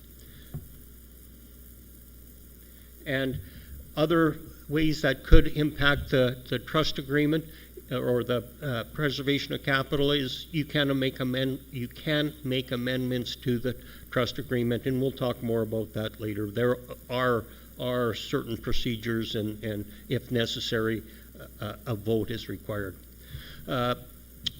Also allows council to amend the trust agreement for taxation, and it's important, and we'll talk more about that later, because you don't want the income of the trust to be taxable, so we can change the trust agreement for taxation purposes. And again, written agreement provide ratification terms for the amendment. You may have to do another vote if you want to amend it. So again, clear majority of eligible voters, so you have to get a vote of members in some cases. The trust agreement, and I'll talk about this in a bit, there's other payment, and Stephen's talked about some of them as well. The management of the trust, they have to manage the trustees, and the financial institution has to manage the trust property in accordance with the trust agreement, and it's very important. I always say the trust agreement is like a Bible, because it tells you, it sets out the rules and how you're going to manage the assets. The trustees will be selected by an independent selection committee. That's how it's been done since the trust was established. They hire an independent person, another chartered professional accountant, to help select the trustees. So it's a very onerous, rigorous process, and it seems to be working. So because it works, it ensures that the trustees have the skills, experience, and qualifications to do the job. And there are several, and Stephen talked about them, several articles in the trust agreement that details the duties and responsibilities of the trustees. And again, Royal Trust plays a key role in this. They're like the gatekeeper. Council also plays a role in this. They have to be involved with regards to the purchase of land, assisting with reserve creation, working with the trustees on the investment policy. They review financial statements, and a significant one, they approve the operating budget. And if Chief and Council says the operating budget is not appropriate, that it's too high, then it has to go back, and trustees have to work on it. As far as I know, your trustees, there's never been an issue with the budget. They've always been very frugal with your money. On an annual basis, they're required to hire the services of an audit to audit the financial statements. The trust agreement, and it's important to note this, is designed to make sure you hire the appropriate people, like the investment consultant, the financial institution, and the investment managers. And the investment managers are crucial. And I sometimes jokingly say they're the real Sonina Ogimos. They're the real money men. They will make money for you, and I've seen them work, and the good ones are good. So to emphasize the point, the trust agreement is designed to ensure the trust is managed effectively and there is transparency and accountability. For example, accountability is the audit, and I'll talk more, as well as transparency with regards to membership meeting, and I'll talk more about that in a bit as well. And again, like I said, their trust agreement, the new one proposed is very similar to the old one, and in my estimation, it has worked. We are talking about the assets of the trust and what the trustees have done, and in my estimation, it has been significant. And again, the new trust agreement will ensure the safe custody, preservation of capital, prudent investing, and that's important, the prudent investment, and that it's designed to help ensure that. In addition, improvements, like I said, prudent investing, important, and the main differences and similarities, Stephen talked about that, so I'm not going to repeat what he has said. The land purchased until its reserve status, the rent on the land is to be collected by the trustees and contributed on behalf of the First Nation to the trust, and there's income tax implications, and they plan to use that money to purchase land. So again, once it's reserve status, the rent is no longer collected by the trust. It goes to the band, and the band can use it in accordance with their financial administration laws and policy. And that said, the First Nation applied to get loans through the First Nation Financial Authority. It was a very rigorous process. They have a big, thick act or law that they had to sign and agree to when they got this funding from First Nation Financial Authority, and it ensures transparency and accountability. Investment, and again, I'm going to repeat a little bit here, but I'm going to go through it quickly. What a reasonable, prudent investor would invest in, the use of an investment consultant to help develop an investment policy, select the managers, and monitor and evaluate those investment managers. Stephen talked about the distribution and use of the trust property. I'm just going to talk about the transfer to the First Nation, $5,142,500, and basically used for band development and for per capita payment, $2,000 per member. Then future payments of $2,000, and that amount can be changed with the agreement of Chief and Council and the trustees. So if there's inflation or the trust is doing well, the trustees and Chief and Council says, well, maybe we should increase that $2,000 to reflect that we have inflation. Purchase of land, and Stephen talked about the number of acres you need to purchase. Specific claim 9,465, and the quantum acres 29,394, and the goal is to have that all converted into reserve land. The investments, and again, I've talked about the investment Schedule B until you develop an investment policy statements and the articles that refer to the investing. Annual payment, and again, part of this is for tax purposes, income tax purposes. If there's any income that is subject to taxation, we want to pay it out to the First Nations so that the trust does not have any taxable income, and that's under 1046 of the Income Tax Act. And I'll talk a little bit later on about why the First Nation is not subject to income tax.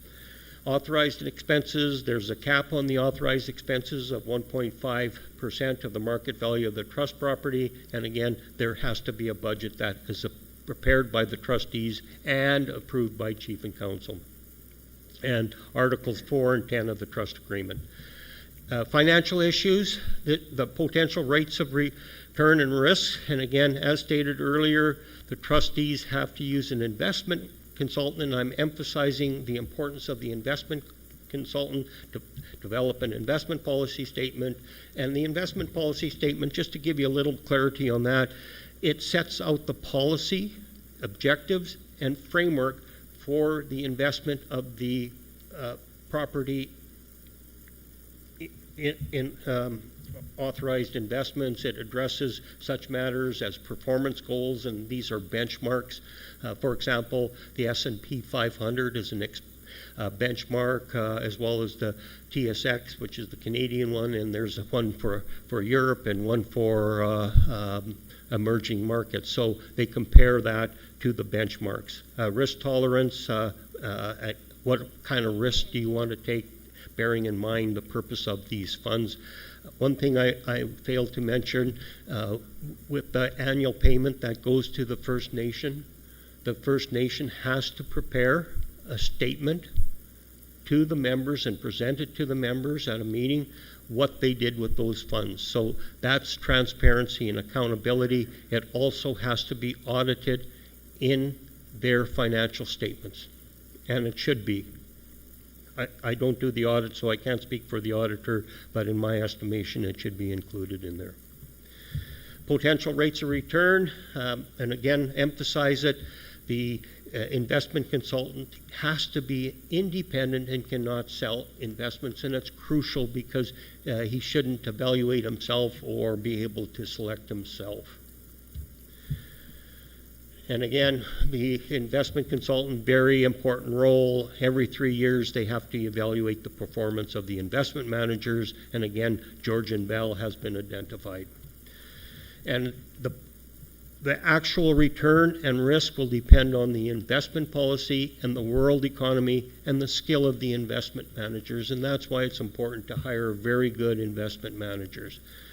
Taxation, everybody's favorite topic, taxation, and sorry for being so technical here, but I just wanted to go through the taxation. The trust is subject to both Canadian income tax and foreign tax on income tax earned in that foreign jurisdiction. And when we talk about Canadian tax, there's a provincial component and a federal component. Election can be filed for foreign tax U.S. so that you don't have to have withholding tax on your dividends and interest payments. The trust should not be subject to Canadian income tax, and we've structured it accordingly. For legal purposes, a trust is not a separate legal entity. Basically, a trust is giving of assets from the settlor, and that's a settlor with an O, and the First Nation is the settlor. They're contributing the funds, and it's important for that to be the case where the First Nation is contributing the fund and that the property reverts back to the First Nation. And the First Nation is the beneficiary, which really is the members, and the trust is administered by trustees. So for the purpose of the Income Tax Act, a trust is viewed as a separate individual, and they're required to file a T3 tax trust income return. If the trust was taxable, was taxed on the income, it would pay 47.5%, that's Saskatchewan, on any income in the trust. So how do we get rid of the income? Well, we use what we call attribution, which is we attribute any of the income to the First Nation because they're the settler of the trust. Years ago, what was happening was rich people were setting up trust, and their children would be beneficiaries, so they would pay the income out to their children, and they would pay very little tax. So Revenue Canada says, well, what you're going to have to do is for the, in that case where the rich person was the settler, not that the nation is rich, but with land claims that we're talking about, maybe someday it will be.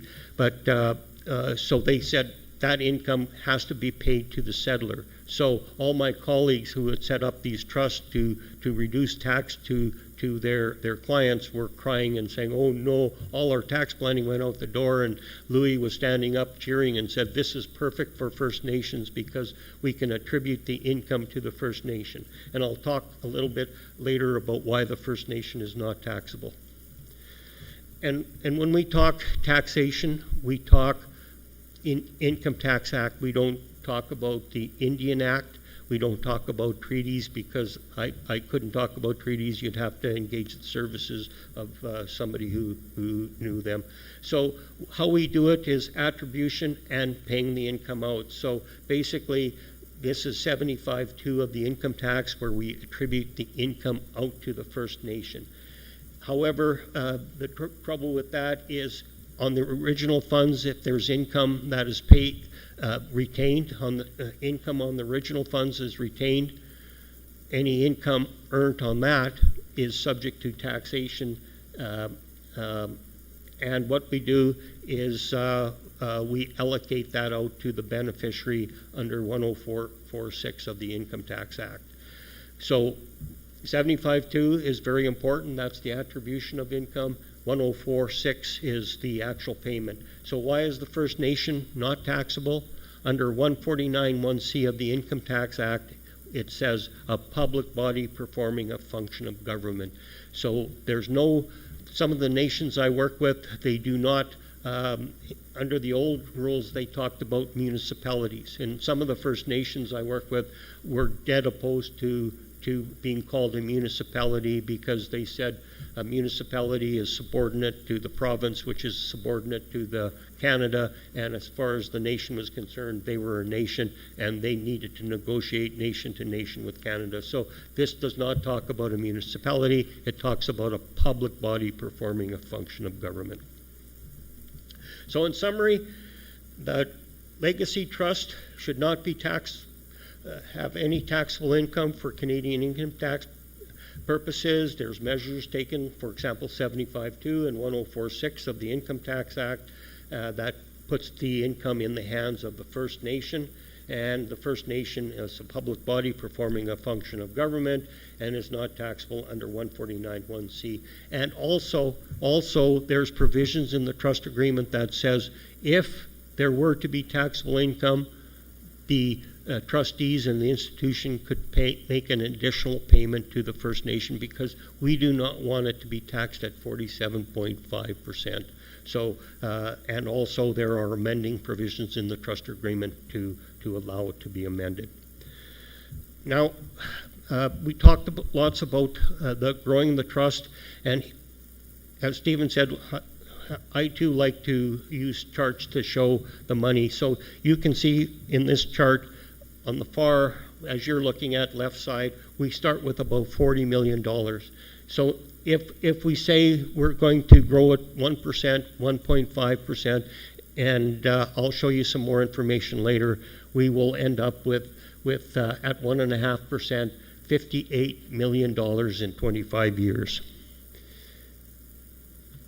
In 50 years, we'll end up with 84 million in the trust if we assume 1.5% growth.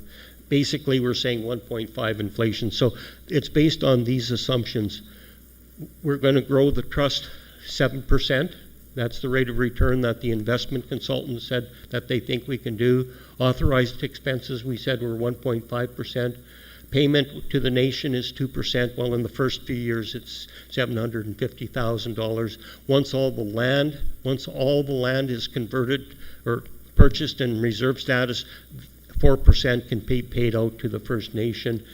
Inflation, we said, is 1.5 assumption, and if you've been listening to the news, inflation is certainly higher than 1.5%, so this kind of throws our numbers off slightly. And if we say the land is, and that should be per acre, $1,000 per acre, and we are assuming that they're purchasing land according to their policy. So based on that, you can see how the numbers flow. If you can see the payment to the nation and look at the bottom, the total, over the 25-year period, the nation is going to be paid $23,805,000, and depending on what they do with it, whether it's education, land development, economic development, if they do economic development, that money can even grow more. If you look at $18 million is going to be returned to the trust, and that's at 1.5% inflation, and you'll have approximately $58 million at the end of 25 years. The important number is the $30,372,000. That's what was estimated to be how much land you're going to purchase over 25 years. And I want to emphasize some of that land lease is returned to the trust to purchase capital until its reserve status. So the First Nation is going to receive a significant amount of money on land lease revenue once it's converted to reserve status. So they will be able to take that money, use it for economic development, land development purposes, for example, education, social benefits, whatever the nation feels is appropriate. So it could be significant down the road. And these are basically some of the assumptions we used in preparing that spreadsheet. And again, if the assumptions are wrong, the spreadsheets are wrong. But based on what we talked about and everybody felt comfortable with what the assumptions were. And details of my contact information if you wish to contact me, or you can talk to Roger or anybody on Chief and Council, and they'll know how to get a hold of me. And that is the end. Thank you, everybody, and any questions I gladly answer.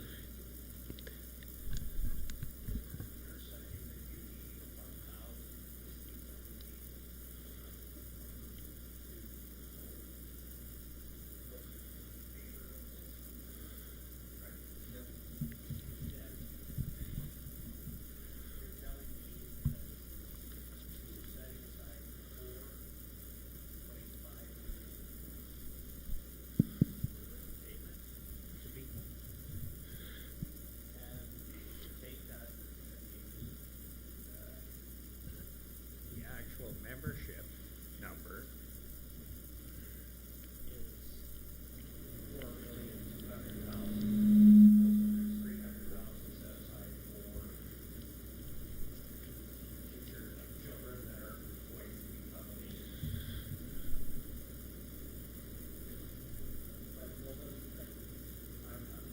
I'm wondering to myself if there should be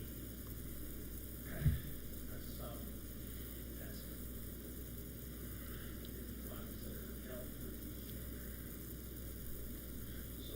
You want to answer? I'll defer to the chief. How's that? Thanks, George, for that question.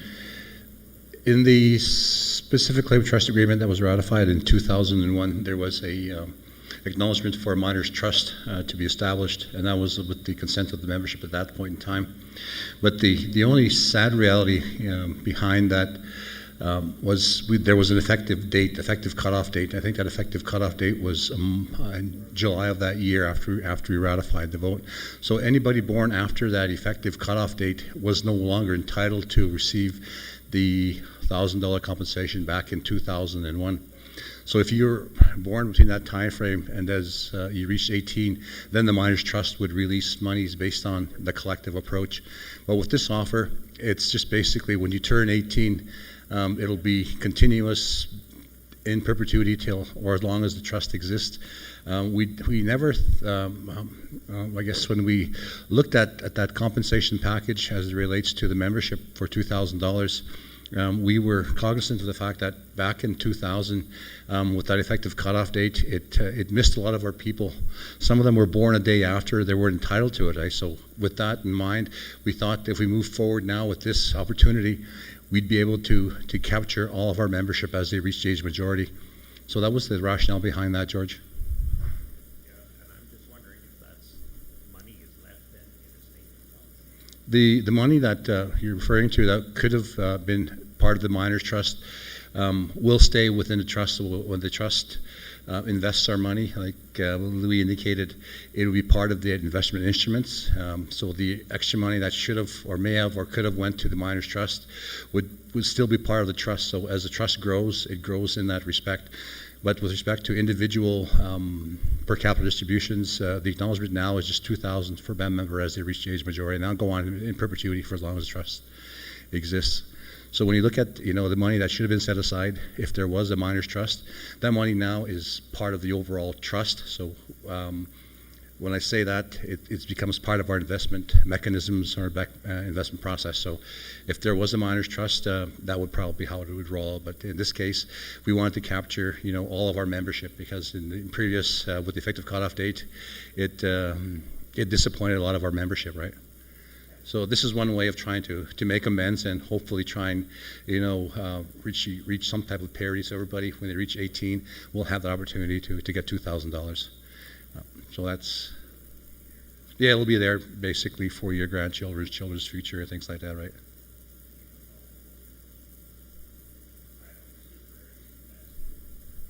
Yeah, well, it is invested in the overall scheme of things. Like when the trust invests their money, they look at different types of investment instruments, and this is where the rate of returns will increase now, because we have an opportunity to open up our investments and look at some potential investments that give us a greater rate of return. And then I think with the presentation, we're looking at as high as possibly 8%. I think with our existing specific claim trust, it's anywhere from 5 to 6% that we're being generated. But when you look at a percentage point, I'm not a financial analyst, but I think 1% is a significant amount of resources.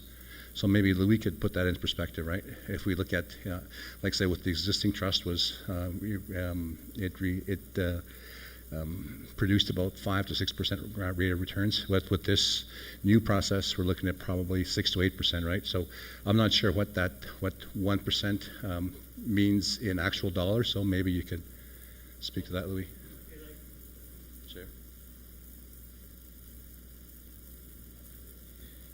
And if I had my computer and my spreadsheet, I could do some calculations.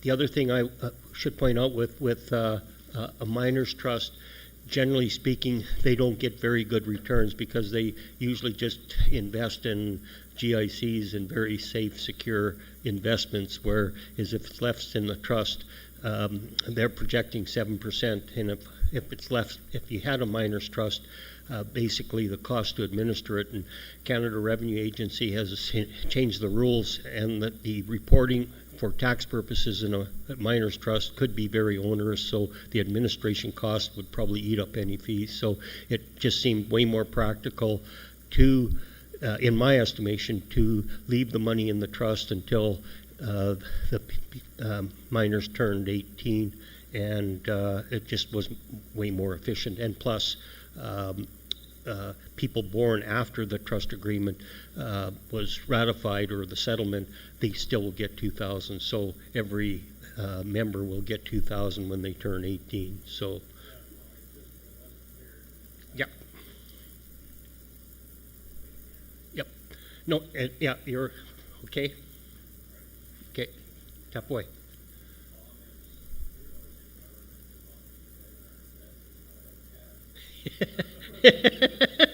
Or swampland.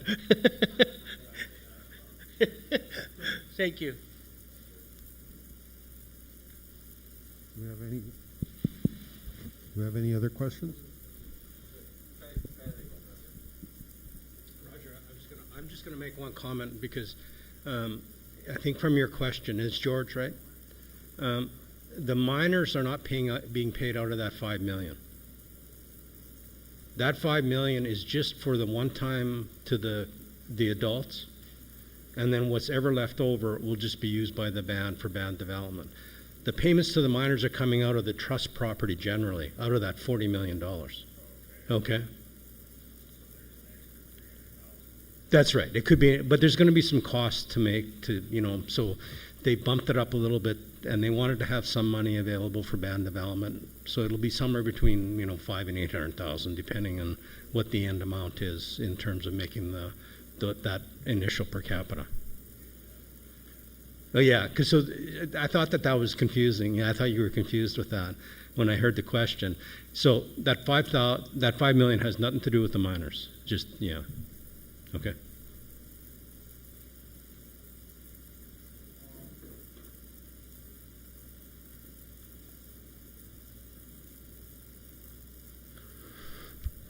Any other questions? Okay, well, thank you very much. And we will be in Prince Albert tomorrow evening, and then back in the res on Friday. So with that, Yvonne, say our closing prayer.